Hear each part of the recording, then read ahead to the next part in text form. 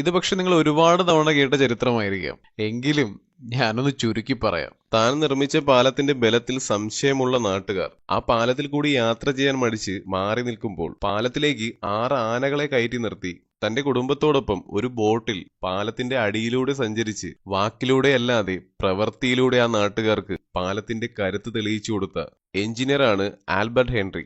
ആ എഞ്ചിനീയർ നിർമ്മിച്ചതാണ് നൂറ്റാണ്ടുകളുടെ തലയെടുപ്പോടുകൂടി നിൽക്കുന്ന ഈ പുനലൂർ തൂക്കുപാലം.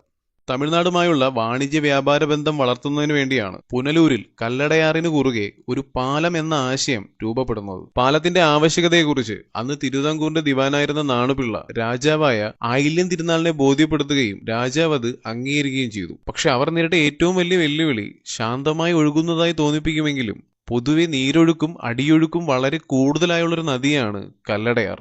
അതിനാൽ തൂണുകളിൽ കെട്ടിയുയർത്തുന്ന ഒരു സാധാരണ പാലം ഇവിടെ പ്രായോഗികമല്ല എന്ന് നിരവധി പരിശ്രമങ്ങളിലൂടെ ബോധ്യപ്പെട്ടു. ഇനി അടുത്ത് എന്ത് എന്ന ചോദ്യം അവസാനിച്ചത് തൂക്കുപാലം എന്ന ആശയത്തിലാണ്. ഇനിയാണ് ബ്രിട്ടീഷ് എഞ്ചിനീയറായ ആൽബർട്ട് ഹെൻറിയുടെ എൻട്രി. 1871 രാജാവിന്റെ അനുമതിയോടുകൂടി നിർമ്മാണ പ്രവർത്തനങ്ങൾ ആരംഭിച്ചു. പാലത്തിന്റെ നിർമ്മാണത്തിനാവശ്യമായ ഈ ഇരുമ്പ് പാളങ്ങളും ചങ്ങലകളും ഇംഗ്ലണ്ടിൽ നിന്ന് കടൽ കടന്നു വന്നവയാണ്. തൂണുകൾ നിർമ്മിക്കാൻ ഉപയോഗിച്ചിരിക്കുന്ന കല്ലുകളും പ്ലാറ്റ്ഫോമിൽ ഉപയോഗിച്ചിരിക്കുന്ന തമ്പകം എന്ന മരപ്പലകകളുമാണ് കേരളത്തിൽ നിന്നുള്ളത്. ഈ കാണുന്ന മനോഹരമായ കരിങ്കൽ ആർച്ചുകൾക്കുള്ളിലൂടെ 53 കണ്ണികൾ വീതമുള്ള 2 കൂറ്റൻ ഉരുക്ക് ചങ്ങലകളിലാണ് പാലം തൂക്കി നിർത്തിയിരിക്കുന്നത്. പാലം നിർമ്മാണ സമയത്ത് ജനങ്ങൾക്ക് ഏറ്റവും കൂടുതൽ ആശങ്കയുണ്ടായിരുന്നത് വന്യമൃഗങ്ങൾ പാലത്തിലൂടെ കയറി ജനവാസ മേഖലയിലേക്ക് വരുമോ എന്നുള്ളതായിരുന്നു. മൃഗങ്ങൾ പാലത്തിലേക്ക് കയറുമ്പോൾ പ്ലാറ്റ്ഫോം ഒരു സസ്പെൻഷൻ സിസ്റ്റം പോലെ പ്രവർത്തിക്കുകയും ഈ ചങ്ങലകൾ മുറുകുന്ന ശബ്ദം കാരണം മൃഗങ്ങൾ തിരിച്ചു പോവുകയും ചെയ്യും.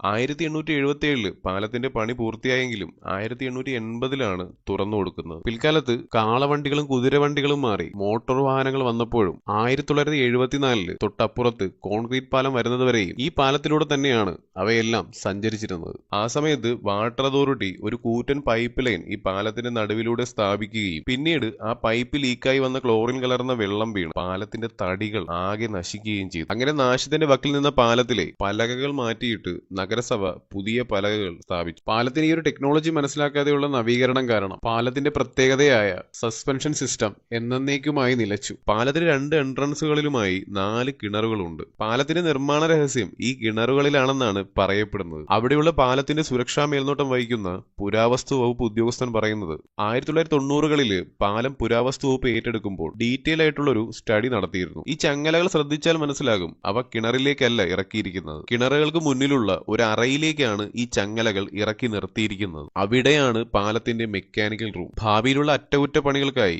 ആ റൂമിലേക്ക് എത്താനുള്ള ഒരു വഴി മാത്രമാണ് ഈ കിണറുകൾ. മാത്രമല്ല ഈ 2 കിണറുകൾ തമ്മിൽ അടിയിലൂടെ ഒരു പാസേജ് വഴി ബന്ധിപ്പിച്ചിട്ടുമുണ്ട്. എന്നാൽ പാലത്തിന്റെ നിലനിൽപ്പിനെ ബാധിക്കാം എന്നുള്ളത് കൊണ്ട് നാളിതുവരെയും ആ മെക്കാനിക്കൽ റൂം തുറക്കാൻ പുരാവസ്തു വകുപ്പ് ശ്രമിച്ചിട്ടില്ല. കിണറിലെ മറ്റൊരു അത്ഭുതം എന്ന് പറയുന്നത് എത്ര മഴ പെയ്താലും കിണറിനുള്ളില് വെള്ളം നിൽക്കില്ല. അത് ഡ്രെയിനായി ഈ ആറിലേക്ക് തന്നെ പോകും. ഇന്നും ഈ പാലത്തിന്റെ ടെക്നോളജി നമുക്ക് മനസ്സിലാക്കിയെടുക്കാൻ സാധിച്ചിട്ടില്ല. അന്ന് ആ എഞ്ചിനീയർ അതാർക്കും പറഞ്ഞു കൊടുത്തിട്ടുമില്ല. പുനലൂർ തൂക്കുപാലം എന്ന് പറയുന്നത് നിർമ്മാണത്തിന്റെ ഒരു അത്ഭുതം തന്നെയാണ്.